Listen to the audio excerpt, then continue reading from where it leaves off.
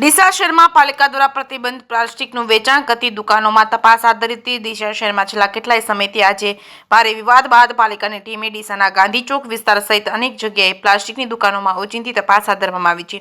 ડીસા શહેરમાં પ્લાસ્ટિકના વેચાણના કારણે ઠેર ઠેર કચરાના ઢગલાઓ જોવા મળી રહ્યા છે। પર્યાવરણને મોટું નુકસાન પહોંચી રહ્યું છે। જ્યારે એક તરફ ડીસા શહેરમાં પાલિકા દ્વારા પ્લાસ્ટિક પ્રતિબંધની મોટા હોર્ડિંગ્સ લગાવી જાહેરાત કરવામાં આવે છે, ત્યારે બીજી તરફ ડીસા શહેરમાં ગાંધી ચોક વિસ્તારમાં આવેલા પ્લાસ્ટિકની દુકાનોમાં પ્રતિબંધ પ્લાસ્ટિકનું ધૂમ વેચાણ જોવા મળી રહ્યું છે। ત્યારે મીડિયાના અહેવાલ બાદ આજે ડીસા નગરપાલિકાના પ્રમુખ અને ચીફ ઓફિસરની સૂચનાથી ડીસા સેનિટેશન વિભાગની અલગ અલગ ટીમો બનાવી પ્લાસ્ટિકની દુકાનોમાં તપાસ હાથ ધરી હતી। પ્રતિબંધ પ્લાસ્ટિકનો જથ્થો ઝડપી પાડ્યો હતો, જ્યારે નગરપાલિકાના સૂચનાની અવગણના કરવા બદલ પાલિકા દ્વારા દંડાત્મક કાર્યવાહી કરવામાં આવી હતી। ડીસાના ગાંધી ચોક વિસ્તારમાં પાલિકા દ્વારા પ્લાસ્ટિકની દુકાનોમાં ઓચિંતી તપાસ હાથ ધરતા લોકોના ટોળે ઘટનાસ્થળે ઉમટી પડ્યા હતા। જ્યારે ઘણા સમય બાદ ડીસા શહેરમાં પ્રતિબંધ પ્લાસ્ટિકનું વેચાણ કરતા વેપારીઓ સામે પાલિકા દ્વારા કડક કાર્યવાહી હાથ ધરાતા પ્લાસ્ટિકના વેપારીઓમાં ફફડાટ વ્યાપી જવા પામ્યો હતો। ડીસા નગરપાલિકા દ્વારા શહેરમાં પર્યાવરણ બચાવવા માટે પ્રતિબંધિત પ્લાસ્ટિકનું વેચાણ કરતા વેપારીઓ સામે કડક કાર્યવાહી કરવામાં આવશે કે પછી 4 દિને ચાંદની ફિર અંધેરી રાત જેવો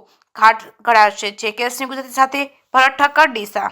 નગરપાલિકા સમિતિ શાખા દ્વારા ચીફ ઓફિસર સાહેબની સૂચનથી આજ રોજ અમારી ટીમ દ્વારા ગાંધી ચોક વિસ્તારમાં અલગ અલગ પ્લાસ્ટિકની દુકાનો પર આકસ્મિક ચેકિંગ કરતા જે જગ્યાએ 120 માઇક્રોનથી ઓછું પ્લાસ્ટિકનો ઉપયોગ કરતા જે કોઈ ઝડપાયેલ છે વિક્રેતાઓ, એમને પ્લાસ્ટિક જપ્ત કરી એમની જોડેથી દંડ વસૂલ કરવામાં આવ્યો છે।